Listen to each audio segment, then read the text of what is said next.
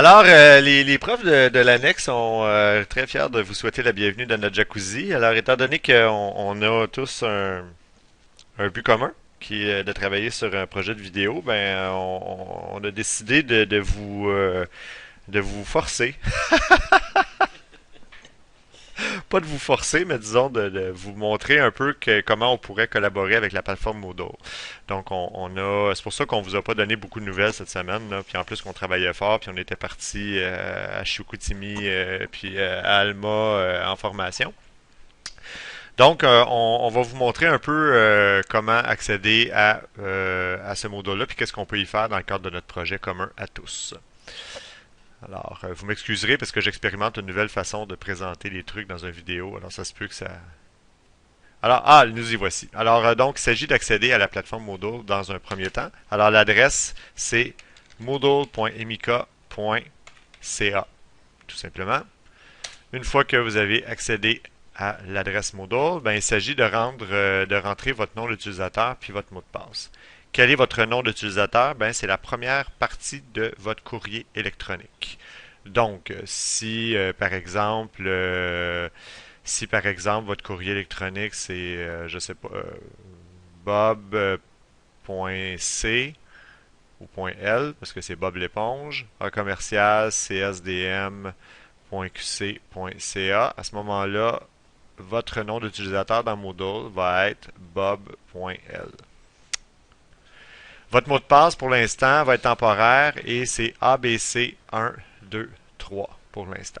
Alors, je vais ouvrir ma session pour vous montrer un petit peu qu'est-ce que ça dit puis qu'est-ce que ça mange en hiver, tout ce beau monde-là. Alors, faites pas attention à mon nom, ni mon mot de passe, je vous dirai pas, c'est sûr.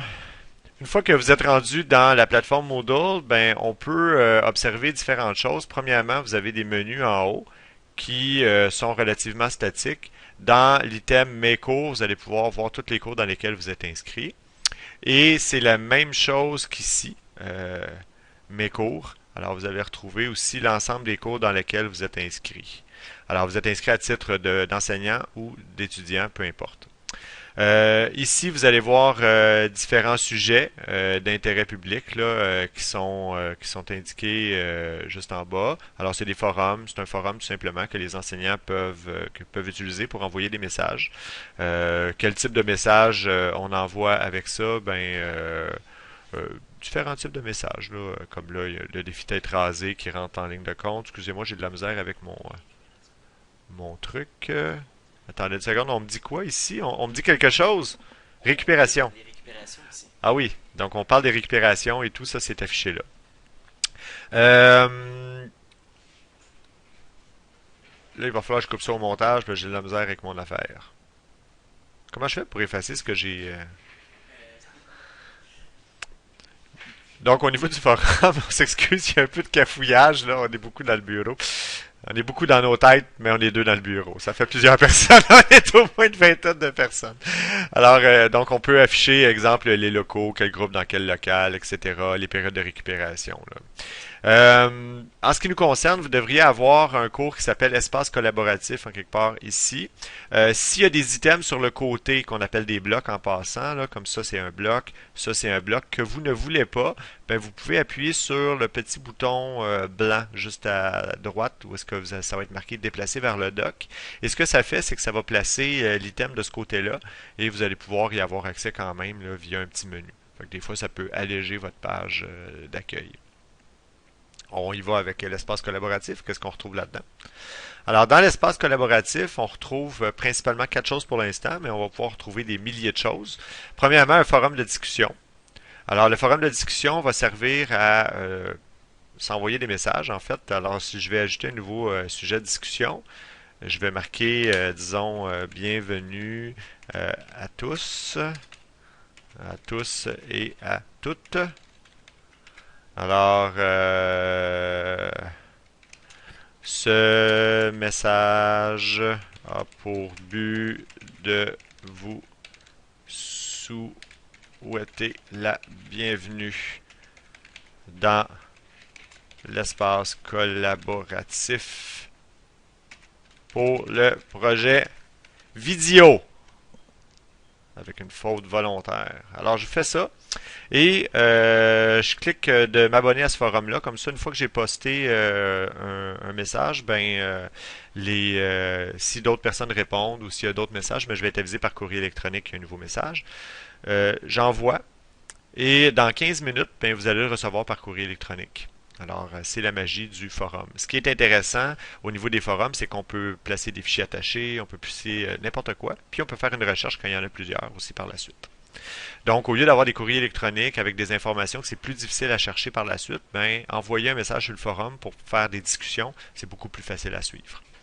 Ensuite de ça, j'ai placé aussi un wiki. Un wiki, c'est un espace où est-ce qu'on peut écrire n'importe quoi. Je ne sais pas si on va l'utiliser, mais moi, j'ai l'intention de l'utiliser pour inscrire le contenu. Alors, dans wiki, là, ici, j'ai juste à cliquer sur modifier.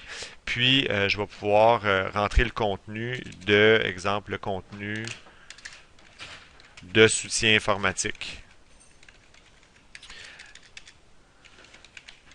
Et là, je vais pouvoir rentrer les éléments de contenu tout simplement. Je peux effectuer aussi une petite mise en page très simple, là, comme ça.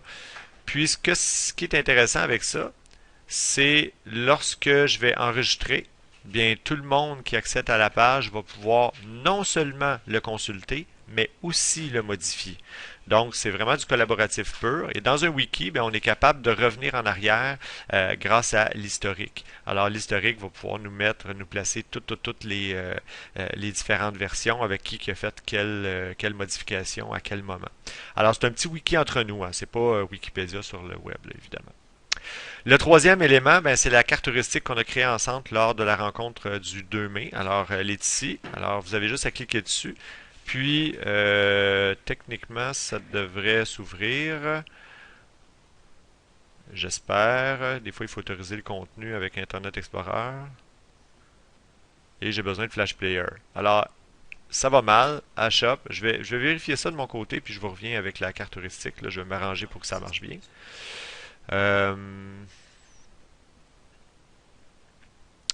Je vais vous montrer à quoi que c'est supposé de ressembler dans un autre furteur. Techniquement, vous, ça va ressembler à ça.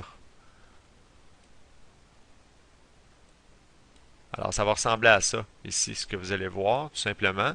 Alors, on va voir vraiment toutes les discussions qu'on a eues la dernière fois. Vous pouvez déplacer ça comme vous voulez avec les barres. Vous pouvez agrandir pour voir le contenu qu'on a discuté ensemble.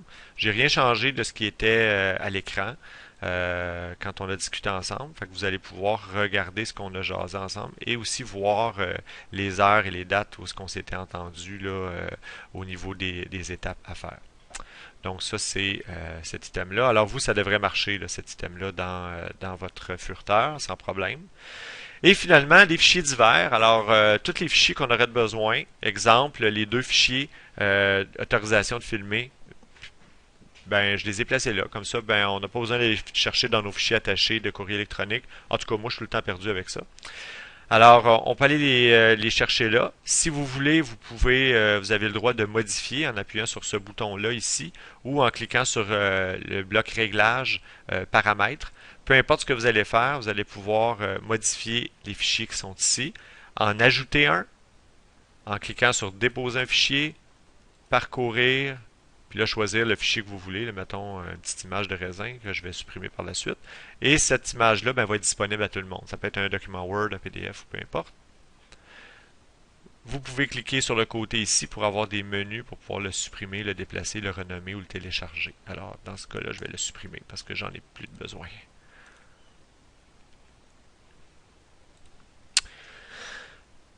Alors, une fois que c'est terminé, ben, vous faites enregistrer et revenir au cours, puis vous allez pouvoir voir le cours, en fait, qui est notre espace collaboratif pour le projet. Alors, je parle pas plus que ça.